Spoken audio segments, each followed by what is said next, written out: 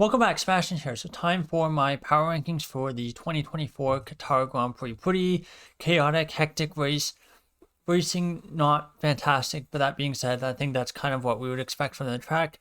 I think we're more saved by some of the outside stuff that, kind of saved the race, in my opinion. So let's get started with the power rankings. So starting right away with number 20th. Let's see, number 20. Bit of a tough decision. I think there was, 3 to 4 drivers who I could have put in this spot, but ultimately I've decided to put Liam Lawson in 20th.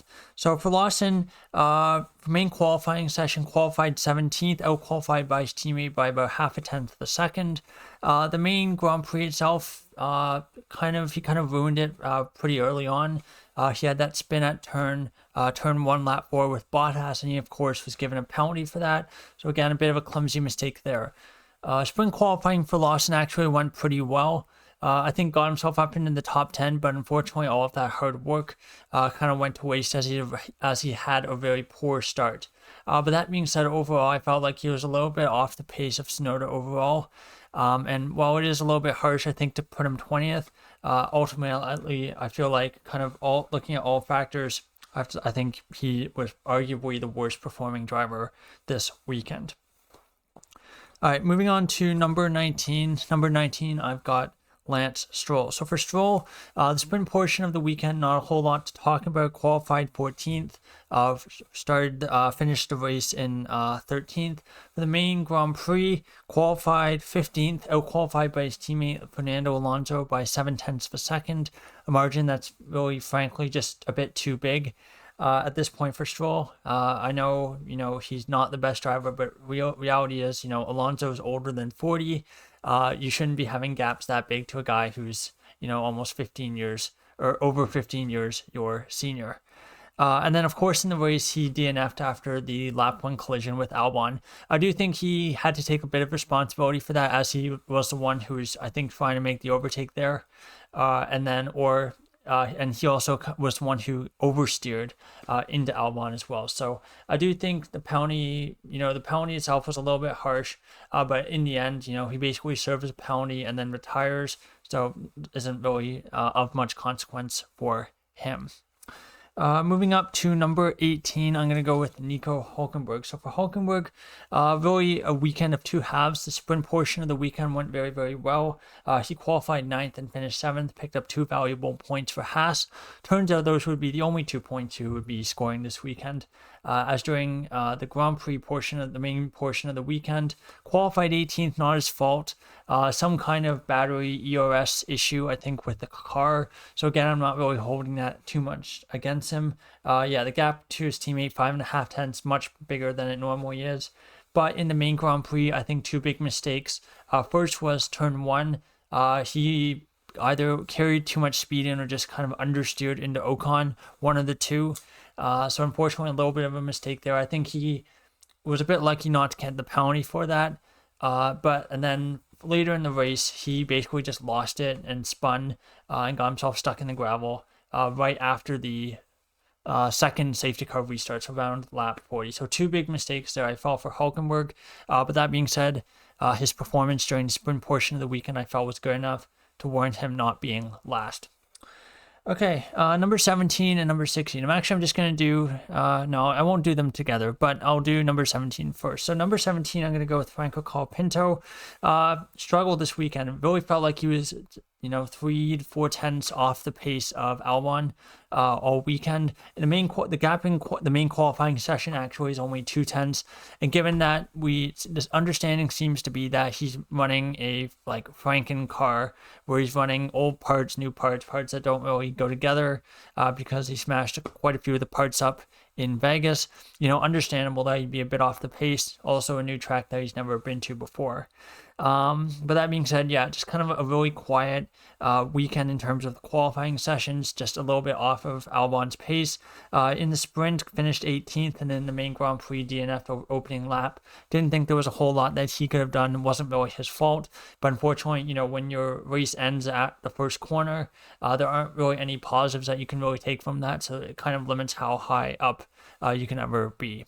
Now, number 16 is a driver who seemingly, although I think it's actually been confirmed as of recording of this video, has driven their final race in 2024, and that is, of course, Esteban Ocon. So very similar weekend I felt to Colapinto, in the fact that, generally well off his teammate. He was out-qualified by Ocon by Gasly by 8.7 tenths, which is a massive margin.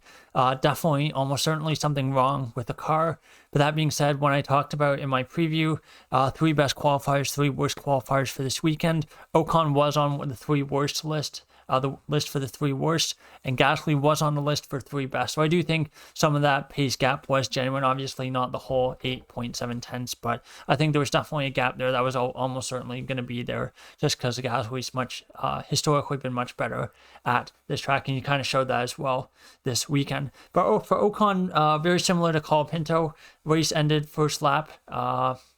In the same collision, and second year in a row, we've had a collision between Hulkenberg, Ocon, and a Spanish-speaking driver. Last year, of course, it was Hulkenberg, Ocon, and Perez. This year, it's Hulkenberg, Ocon, and Colapinto. So we'll see what the combination is next year. Maybe it will be Hulkenberg, Ocon, and Alonso next year. But yeah, there you go. 16th, 17th, Ocon, Colapinto felt 2 had very, very similar weekends, but unfortunately not for the right reasons. Number 15, I'm going to go with Sergio Perez. Might seem a little bit high, but I'll get through it. So for Perez, obviously started in the from the pit lane for the sprint portion. Of course, there's lots of guffaws and laughter about Perez's antics in the pit lane, basically getting passed down the pit and then almost being overtaken by the medical car, of all things, in the sprint. Finishes 20th in the sprint, of course, came in for the pit stop. The sprint portion of the weekend was basically just a throwaway, didn't really matter a whole lot to Perez. Main qualifying session was a little bit better, got himself up into Q3, which I think, realistically, at this point, that's the bare minimum for him. Qualified 9th, but unfortunately, margin to Verstappen, 9 tenths of a second, really too big. I believe, let's see, is that the biggest margin? Yes, that is the biggest margin this weekend for the main qualifying session. So, yeah, just a little too big there for Perez. I do think he benefited from Red Bull for whatever reason, finding a much better setup for the main Grand Prix, main qualifying session of the weekend. In the race, pace was pretty bad. I was keeping track on during my notes that I did for the review earlier today. And also, I was looking at some spreadsheets that were posted online. And yeah, basically, before he even retired, like the first stint on the medium tires, I think Perez was basically doing a second a lap slower than Verstappen. So, yeah, not great overall. But that being said, I guess the only solace Perez can take from this weekend is that, he got himself up into Q3. He actually raced in the top 10 most of the race.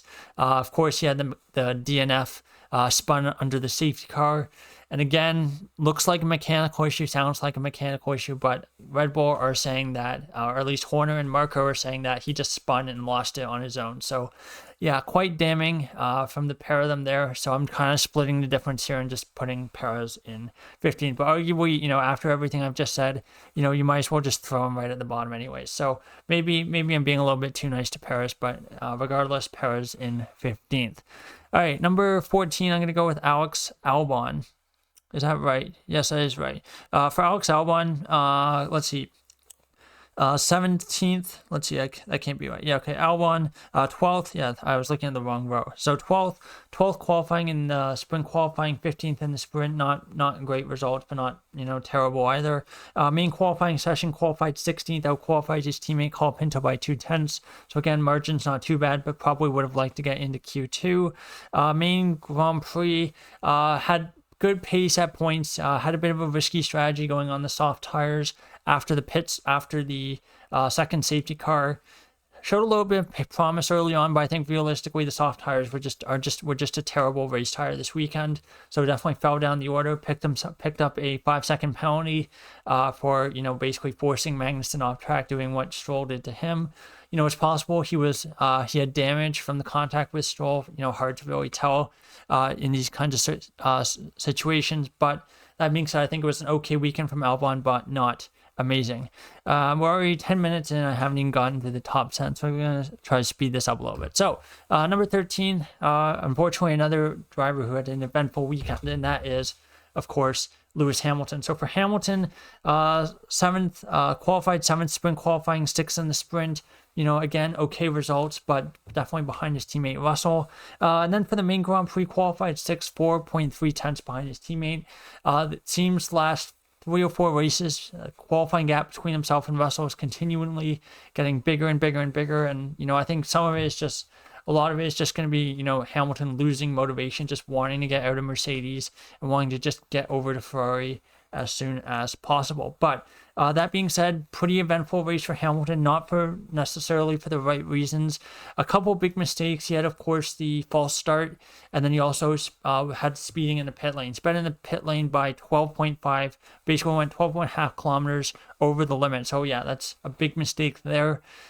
Pace was not great, but all in all, he was quite unlucky with 1, getting the puncture, and then 2, ending up a lap down. So some factors out of his control, but I think overall not a great weekend again from Hamilton, which unfortunately has been happening quite a lot recently. And, of course, as these are his last few races with Mercedes, he would be wanting to, end on a much better note than it looks like he will be doing. But of course, one more chance for Hamilton next time out in Abu Dhabi.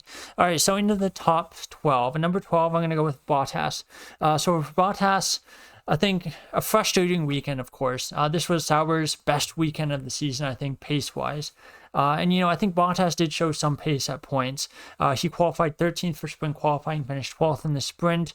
Main qualifying 13th, out-qualified by his teammate by 2.3 tenths. Again, a little bit of a gap there. Ends up finishing 11th, 1 spot outside the points.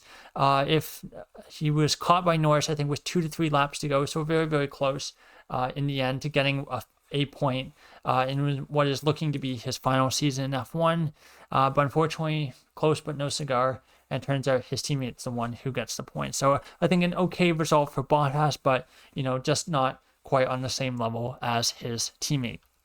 Number 11, I'm going to go with Yuki Tsunoda. So for Tsunoda, sprint portion of the weekend, pretty not great. 16th and 17th in the sprint.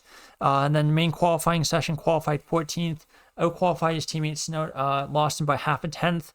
In the race, good start. But unfortunately just fell away, lost a lot of pace in the first stint, pitted under the safety car, tried to go on the soft tires didn't work, terrible strategy call there, but again, not really his fault.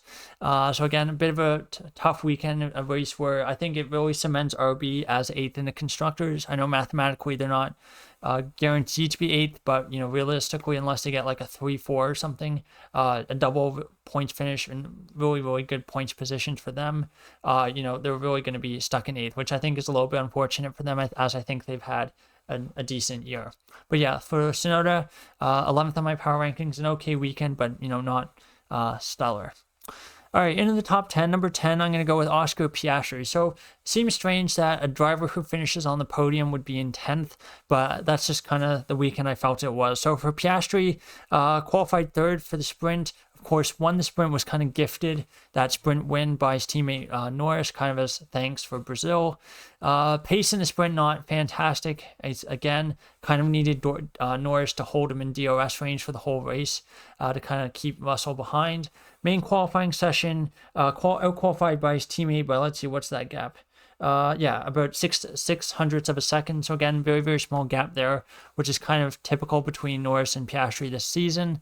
But again, not terrible. In the race, I think he did all right, made a nice overtake on Leclerc, I believe. But again, it felt like throughout the entire weekend, his pace was just a little bit lacking compared to his teammate. Got a little bit lucky with the safety car. As it meant that, Russell, who had already pitted, was well behind him, and then, of course, kind of benefited from Norris's penalty to basically inherit that podium. So otherwise would have ended up 5th on the road. And again, I think that's kind of about what you would expect for someone who's 10th on the power rankings. So again, I think it was an okay race by Piastri, but not, a great race. All right, number 9, I'm going to go with Carlos Sainz. So for Sainz, fourth, sprint qualifying, fourth in the sprint, decent result there. Main qualifying session, 7th, 1.810 behind his teammates, a little bit of a big gap there. And I think they were split by Hamilton as well. So again, I think, the Ferrari was a little bit of a quicker car, but again, Russell showed that it was a very, very fast. So again, perhaps not perhaps. I think Ferrari on one lap pace were probably fourth fastest this weekend, in which case, that's about where Sainz should qualify. In the race, finished 6th, a bit unlucky with the puncture, of course. Otherwise, probably finishes top 5, switches positions with Gasly. But nonetheless, I think an okay result for Sainz. And the reason I put him ahead of Piastri, I think his sprint result was a little bit better relative to his teammate. So that's why I've decided to put Sainz in 9th.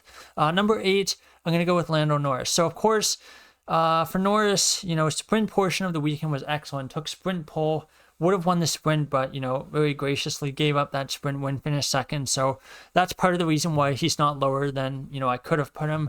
Of course, a bit of a pretty clumsy mistake with not lifting under the double yellows. And again, even though it's a really harsh penalty of 10-second stop and go, there is precedent for that penalty. So Raikkonen 2017 Belgian Grand Prix, I think 2021 Austrian Grand Prix, Mazepin and Latifi basically received the same penalty. So it's been a while since those penalties have been applied in that way, but there's at least precedent with that one, unlike Verstappen's penalty basically that he got for pole, where he lost the pole position. The only thing I would like to say last thing I want to say for that penalty is I do think that the stewards probably could have given that penalty a little bit sooner.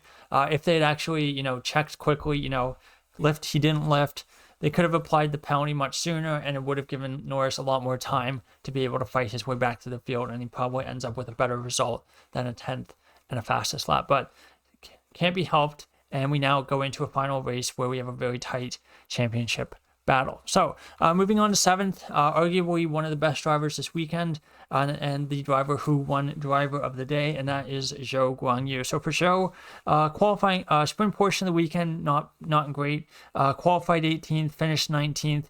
Started on the soft tires, I think, in the sprint, and that was a disaster. So not really his fault there. Main qualifying session, qualifies 12th, out-qualified Bottas by 2.310, so really good job there. Was a bit opportunistic and fortunate with the timing of the safety car, and of course with all the other chaos that ensued in today's race. Otherwise, I think he realistically would have been looking at like an 11th place finish, 12th place finish. And again, it's really interesting. This was one of Sauber's best tracks last year. And again, it's unquestionably their best track this year as well, at least in the race. So it really shows kind of where the massive deficiencies are with Sauber's car. Seem to be lacking quite a bit in slow speed corners. There are very, very few slow speed corners at Qatar. So again, it's one of those things. And I think as well, like Monaco, just thinking back, I think they were atrocious in Monaco. And of course, Monaco is chock full of slow speed corners. That would kind of check out. But that being said, show a really good result. Did benefit a little bit from luck and from circumstances, which is why I don't have him a little bit higher. But still, really good Grand Prix, I felt, from Zhou. Number 6, I'm going to go with Fernando Alonso. For Alonso, sprint portion, 11th in the sprint qualifying, 11th in the sprint. Okay results there for him. Main Grand Prix portion, I thought was very good. Qualified 8th, out-qualified his teammate Stroll by 7/10, and then the main Grand Prix finished 7th. Again, benefited a little bit. But I thought, really, really solid Grand Prix from Alonso, and didn't really get himself involved in too many incidents that I can remember. So yeah, just a really solid, clean Grand Prix from a guy who definitely knows how to do that. All right, number 5, I'm going to go with Kevin Magnussen. So for Magnussen, qualified 15th in sprint qualifying, finished 10th in the sprint. Again, a little bit off his teammates' pace, which is why I've decided to not put him a little bit higher, but I felt was very, very strong in the Grand Prix portion. Qualified 10th, out-qualified his teammate by about half a second, but again, gap not super representative for the reasons I mentioned before. Finished 9th, and definitely could have had a much a bit of a higher result, like a P7 or so, P6 maybe.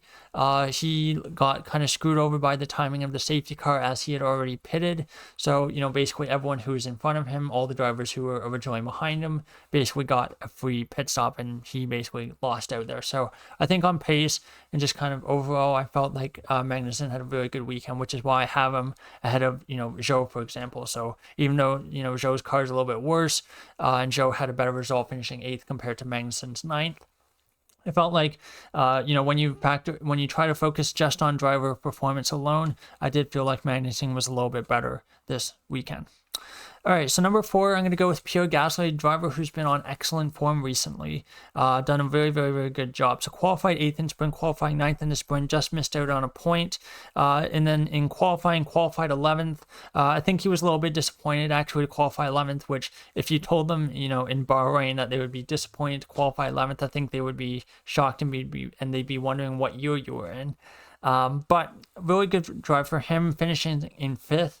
Of course, benefit a little bit, but, excellent pace this weekend. And I think doing, a great job in that Alpine. All right, number 3, Charles Leclerc. So for Leclerc, 5th in sprint qualifying, 5th in the sprint. In the sprint main qualifying session, 5th again. So seemed to like 5th place for some reason. Out-qualified his teammate by almost 0.2 of a second, so really good pace there.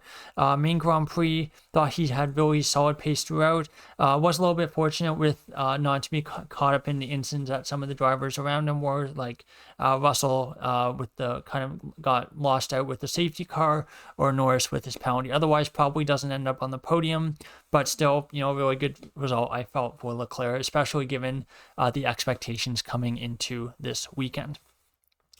All right, number 2, I'm going to go with George Russell. I thought George Russell had a very strong Grand Prix. He qualified 2nd in the sprint, finished 3rd in the sprint, and then, of course, started on pole, qualified 2nd, out-qualified his teammate by 4.3 tenths, and then, of course, finished 4th in the Grand Prix, and that would have likely have been a 3rd place on the road with no, penalty shenanigans or any of that. So I felt really strong Grand Prix, made the most of the car, and this was definitely a Grand Prix there were cooler conditions. This wasn't a Grand Prix where I was expecting them to perhaps do as well as, Vegas. We knew it was going to be cold, and we knew that there was a chance that they would do well. Here, I think the expectation was McLaren would be very, very strong, and the fact that they're, level or even better than the McLaren shows, how good of a weekend I felt, Russell had it as well. So Russell, number 2 in my power ranking. So number 1, of course, is your race winner, Max Verstappen. I could have had him, I think it was close between Verstappen and Russell. For Verstappen, he had a pretty poor sprint. Qualified 6th, finished 8th after having a bad start. But I think realistically, Grand Prix portion was strong enough that I felt, I'll keep Verstappen first and I'll put Russell in 2nd. So for Verstappen, qualified on pole position, of course, got that, in my opinion, pretty ridiculous penalty as well. And qualified his teammate Perez by 9 tenths and then finished the Grand Prix in 1st. Looked super in control after he took the lead at the first corner. Just kind of controlled the pace from there. Was pretty good on the restarts. I think Norris almost caught him, on the 2nd. Which I think it was one of the 2 restarts. It might have been the first one, or it might have been the second one. I don't quite remember, but I know one of the restarts, Norris was quite close to him. But other than that, he basically looked in complete control the entire race.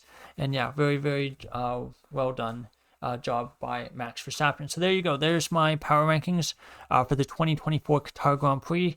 One more race to go. One last one in 2024. Looking forward to it. It's been a very, very long season, and of course, looking forward to kind of seeing how things end. And of course, we do have a bit of drama in the driver's market. It seems like Perez may actually be fired at this point. Of course, Ocon's been let go a race early. So again, seems the drama is not entirely finished yet. So I guess there are still some more things that F1 in 2024 has in store for us. Anyway, thank you so much for watching, and goodbye.